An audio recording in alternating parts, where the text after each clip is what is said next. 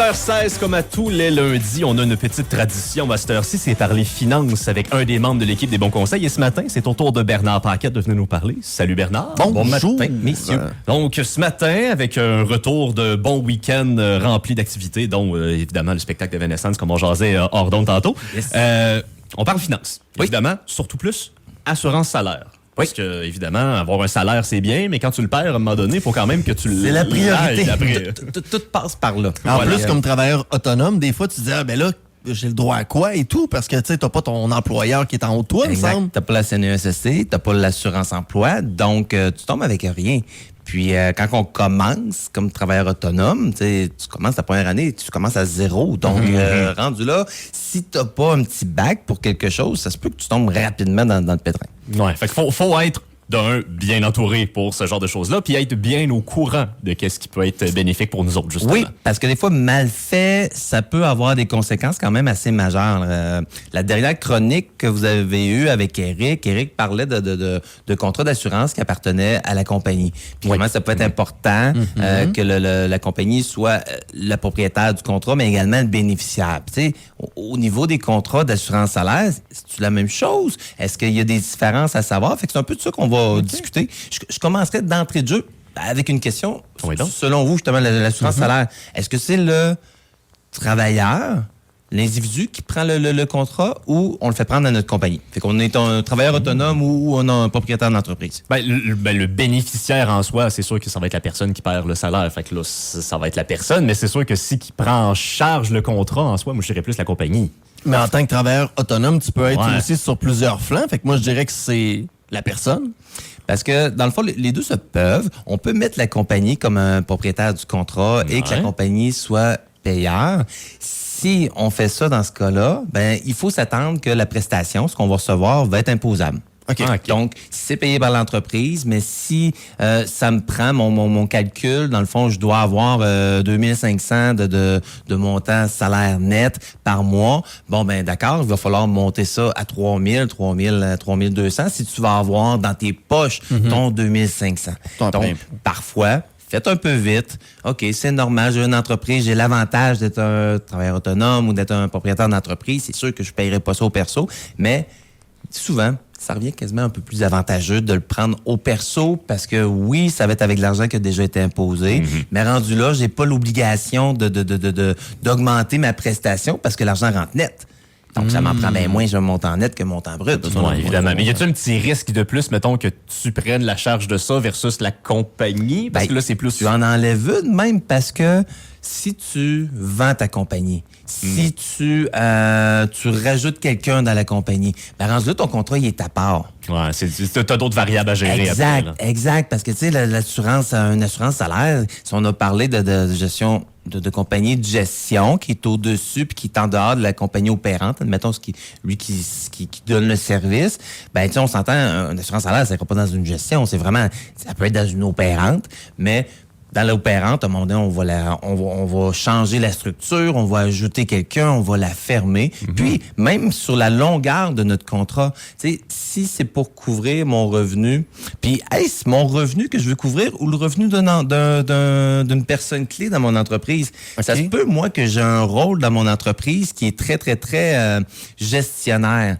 Que je sois là ou que je sois pas là, que ça se passe bien, mais que j'ai un employé, moi, que cet employé-là, s'il manque une semaine, la compagnie au complet est dans le pétrin. Paralysé, là. Exact, Ouais. exact. C'est lui, le brand, c'est lui qui fait l'expertise, c'est lui qui vend mon produit. Bon, mais rendu là, ça se peut que l'énergie, je ne le mette même pas sur mon revenu à moi, que moi, comme propriétaire, que mon revenu est un peu plus passif, puis que je mette l'accent sur mon employé clé. Puis, en général, c'est pas des protections que je vais prendre jusqu'à 65 ans parce que si la compagnie est en difficulté puis que je dois mettre la clé dans le porte temporairement, oui, ça peut me prendre une assurance salaire pour compenser puis que j'arrive, mais à un moment donné, je vais vraiment devoir fermer les livres. Il va y avoir un moment, c'est pas sur du très long terme, ça. Souvent, Non. ça va être plus variable selon la situation. Exact, parce que rendu là, ça fait 2 ans que la compagnie est fermée, tu sais, il y a des Christy bonnes chances qu'elle survive pas puis que je mette la clé dans la porte puis que je parte sur un autre projet, là. Ouais, puis qu'il officie si finalement, c'était la compagnie était propriétaire justement de l'assurance salaire, là, on la perd complètement. Exact. Si tu l'as en tant qu'à ton nom, toi, est-ce que tu peux juste la réorganiser à une autre compagnie? On peut la réutiliser, puis rendu là, si c'est à l'individu, là, c'est autre chose. Le propriétaire, lui, il va continuer, t'es dans la trentaine, ça se peut très bien que si t'es invalide puis que ton contrat te paye encore, tu vas rester invalide, mais ça se peut très bien, on dit que tu fermes les livres puis que tu repartes sur autre chose, mais que tu gardes ton contrat. Ton contrat, il est acquis. Puis tu l'as pris 5, 6, 7 ans quand tu n'avais aucune blessure, pas d'arrêt de travail. Donc, c'est avantageux de le faire.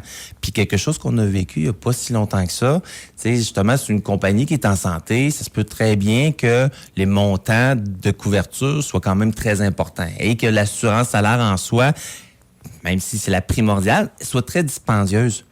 D'avoir l'exonération des primes en cas d'invalidité. C'est pas automatique sur tous les contrats, mais de faire en sorte que je n'ai plus à payer la prime si je suis invalide.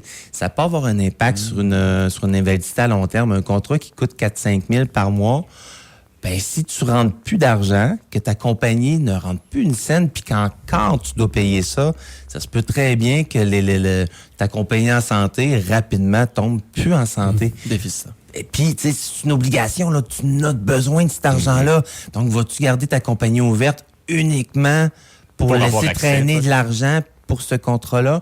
Donc, je pense que c'est pas un coût assez dispendieux pour ne pas le prendre, ça. Ouais. Fait que ça se fait de prendre la compagnie comme propriétaire, mais c'est sûr que tu as une couple de variables qu'il faut que tu tiennes en ligne de compte pour être vraiment au courant. Je dirais ça, oui, puis de se faire réexpliquer aussi ces clauses-là. Une des choses que vous arrêtez pas de mentionner, justement, de juste revisiter, réévaluer les besoins, parce qu'au fil des 5-10 dernières années, ça se peut que ça ait complètement changé. Là. En startant ton entreprise, tu prends quelque chose, on le fait évolutif, d'avoir la possibilité d'augmenter aussi ta prestation sans donner de preuve d'assurabilité. Ça aussi, c'est excessivement important quand tu commences dans ton entreprise, parce que les revenus augmentent pas avec l'inflation. Je veux dire, ça se décuple les revenus là, quand on starte à notre compte. C'est facile, on commence à zéro. Là, fait que rendu là, quelques années après, ça se peut très bien que ça te prenne le triple de ta protection que tu avais au départ. Donc, de l'avoir sans avoir à passer de test, ça aussi, c'est des options.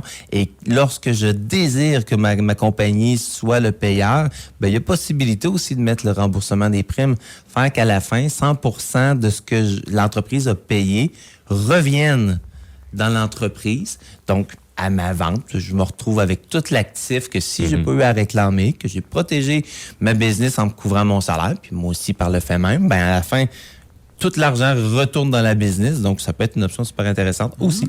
Ah, ça, c'est des affaires assez importantes à savoir, justement, dans le monde du travailleur autonome, entrepreneur, il y a tellement de variables. C'est des particularités spéciales. Oui. Juste le monde des impôts aussi, là, c'est un autre niveau. Là. Mais les entrepreneurs, on a une particularité, on est souvent très, très, très impulsif. Et, oui, il y en a d'autres aussi. Puis on s'entoure en général de gens qui comblent un peu nos lacunes, mais des fois, tu es tellement dans le jus que c'est des affaires que tu laisses de côté. Tu penses, hey, Chris, ils sont tellement forts, ils sont tellement gros, ils fonctionnent tellement bien, esprit que tout doit être sa coche, mais des fois, on fait le saut. Fait que c'est important justement de réévaluer les besoins, prendre un petit pas de recul, puis juste regarder l'expression, le big picture. Là. Être capable de voir comment est-ce qu'on peut anticiper le futur, comment est-ce qu'on peut faire grandir l'entreprise aussi avec ce genre de choses-là. Bref, là, on parlait beaucoup assurance salaire, mais il y a tellement d'autres possibles contrats aussi, possibles services que vous pouvez offrir aux différents entrepreneurs. Puis, avec l'évolution, qu'on soit un salarié ou un entrepreneur, à un moment donné, on fait des choix en fonction de notre revenu. Mais ça se peut très bien que quelque chose qui t'intéressait pas il y a 3 ans, puis que tu as mis dans le trash automatique, que tu as oublié, quand tu vas t'en faire reparler, hey, c'est vrai, c'est intéressant. Puis là, j'aurai les moyens d'investir dans finalement, avec la nouvelle position dans laquelle mon entreprise ou moi je suis, finalement, avant, là, 3 ans, c'était pas intéressant. Maintenant, hey, finalement. Tu rendu qu'est-ce que c'est prioritaire, là. Ça. Puis je l'avais oublié, je savais pas, crime, une chance que j'ai pris mon rendez-vous. Fait que ce genre de réalisation-là, ça peut être bien important puis important de prendre rendez-vous, justement. Oui. Fait que, dès qu'il y a un changement, on vient nous voir, on vient rencontrer. Fait que, merci beaucoup Bernard, des bons conseils, des bonsconseils.com, sinon votre page Facebook, numéro de téléphone, je ne l'ai pas de vive voix là, mais bref, toutes les infos, c'est trouvable sur le site web. Exactement. Fait que, merci beaucoup, puis à la prochaine. Bonne semaine. Bonne semaine. Salut. Desbonsconseils.com vous a été présenté par Éric Veilleux et son équipe située au 135-25 boulevard Lacroix à Saint-Georges. De la naissance d'un enfant au transfert d'un patrimoine, différentes stratégies s'offrent à vous. Parce que chaque situation financière est unique. Vous devez vous assurer d'en tirer le maximum. Notre équipe d'expérience est là pour vous donner les bons conseils dont vous avez besoin. Communiquez avec nous au 228-72-24 ou desbonsconseils.com.